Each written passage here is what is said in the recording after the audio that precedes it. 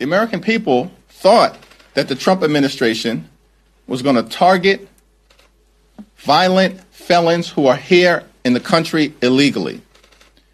But instead, we see American citizens like Renee Nicole Good being gunned down in cold blood without justification.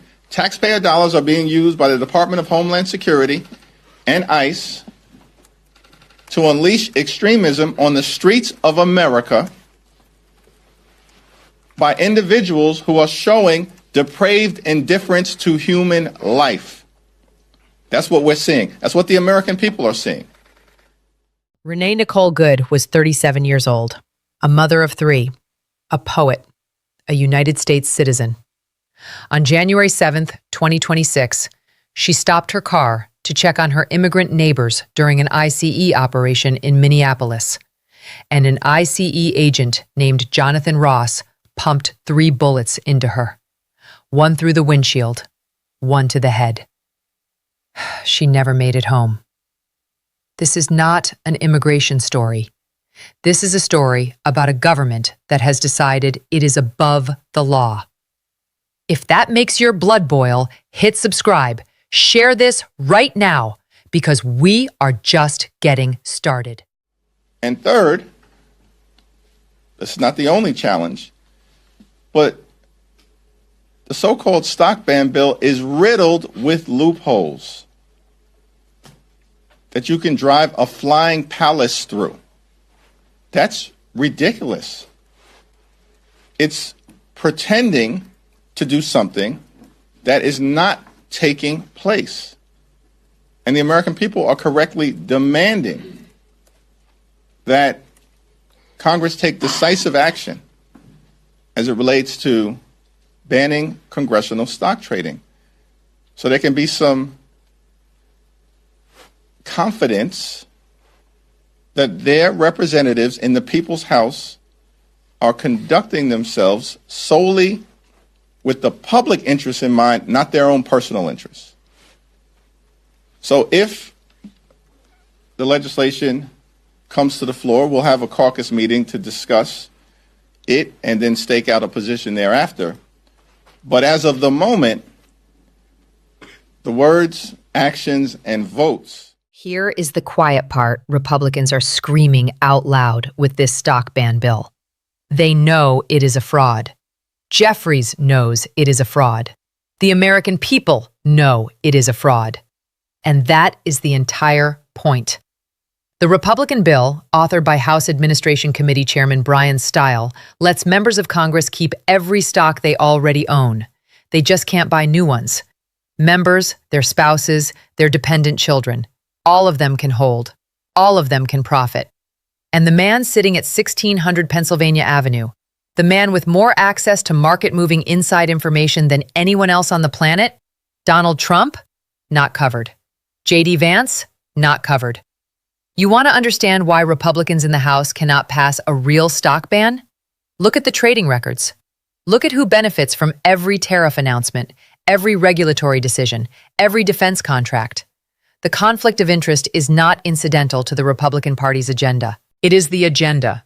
The bill Jeffries is calling out is not reform. It is insulation. It is Congress writing itself a permission slip and calling it a crackdown. Jeffries called it a flying palace. And he is right. The swamp did not drain. It expanded. It got a private jet. And now they want credit for pretending to regulate themselves while making sure the most powerful trader in the country, the man in the Oval Office, never gets touched. The American Prospect reported it plainly. Jeffries was accused of blocking the bipartisan discharge petition that could have actually gotten a real trading ban to the floor, because keeping the issue alive as a campaign weapon matters more than solving it. That is a fair charge and a real tension inside Democratic strategy. But the underlying fact remains unchallenged. Republicans wrote a bill that doesn't ban stocks, doesn't cover the president, and rewards the people it was supposed to police. Democrats and Republicans are both playing games with this issue. One side, however, wrote the bill, and this clip shows you exactly what they built. But the Department of Justice, led by the current Attorney General, have failed to comply with the law. And it certainly is reasonable that contempt resolution should be considered, directed at the Department of Justice if they refuse to comply with a law that on its face requires the disclosure and release of millions of documents that they are currently hiding from the American people. I think to date they've released about 13,000, but they're hiding millions of documents. The American people deserve the truth, the whole truth, and nothing but the truth. And it's interesting to me that if contempt of Congress should be considered for anyone, let's start with the Department of Justice. If the Republicans on the Oversight Committee were serious, that's where they would start. You have an actual law signed by the president, overwhelmingly passed by the House and the Senate, Democrats and Republicans, that is being actively flouted by members of this administration. You want to consider contempt for anyone? Start there. Let's be precise about what Jeffries just described, because precision matters when a cover-up is this big. Congress passed the Epstein Files Transparency Act. Bipartisan. Overwhelming margins. Donald Trump signed it into law on November 19th, 2025. That law gave the Department of Justice 30 days until December 19th to release the complete files. The DOJ missed the deadline, then released a trickle, then buried what they did release under redactions so thick that the names of the powerful men connected to Jeffrey Epstein were blacked out entirely. As of the time this press conference took place, the DOJ had released roughly 13,000 documents. The law required them to release millions. And here is the part that should make every American's blood run cold, regardless of party. Trump signed the law. Trump's own DOJ is defying it. That means the administration is actively breaking a law the president himself put his name on. The DOJ under Trump's attorney general, first Pam Bondi, then whoever followed her after Trump fired her in April 2026 for moving too slowly on the files, has been playing stall, redact, and suppress since day one. Jeffries is right about the contempt question. The Epstein survivors, the courageous women who came forward at enormous personal cost, were promised transparency by an act of Congress. What they got was a bureaucratic burial, carried out by an administration that has every reason to keep those names hidden. The question is not whether the DOJ violated the law. The question is whether anyone in this Republican Congress has the spine to hold them accountable for it. So far, the answer is no. And now, Jeffries issues a warning that every member of the Trump administration needs to hear and hear clearly. Supreme Court granted immunity, unfortunately, to one person, the President of the United States of America. It's one of the reasons why we've seen this extremism consistently unleashed on the American people, but it doesn't apply to anybody else. So every single one of these people who we see brutalizing the American people, they're going to be held accountable one way or the other, accordance with the law. And the statute of limitations, this is for every single member of the Trump administration, is 5 years. Donald Trump will be long gone.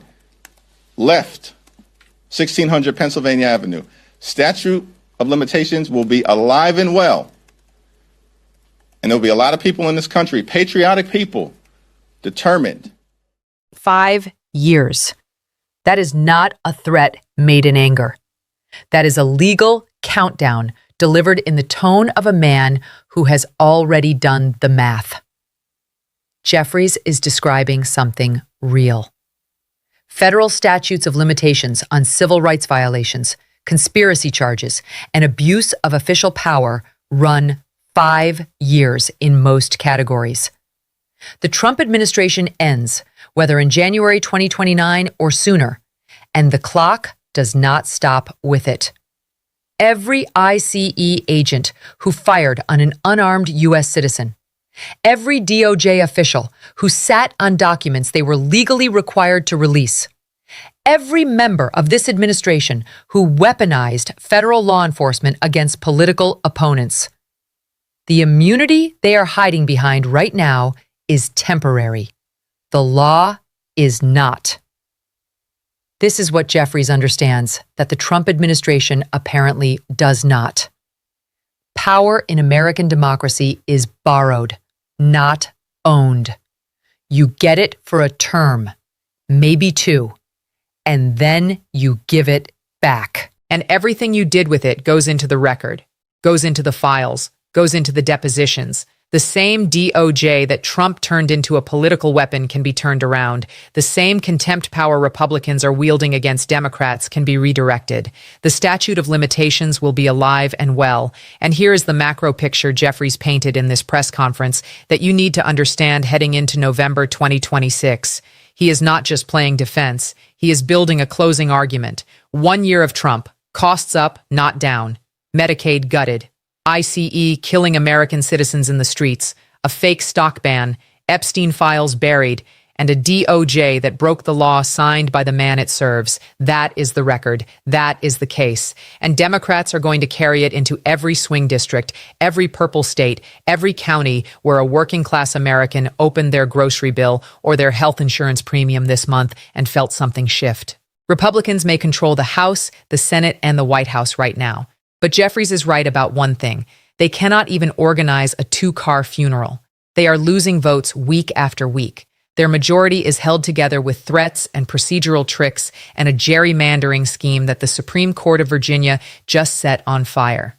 And independent voters, the people who actually decide elections, are watching. They watched the Renee Nicole Good video. They watched the Medicaid cuts get signed. They watched the premiums go up. And they are going to vote. If this video gave you something the mainstream media would not, share it. Every person who sees this is another person who knows the full picture. Subscribe now because this story is nowhere near over.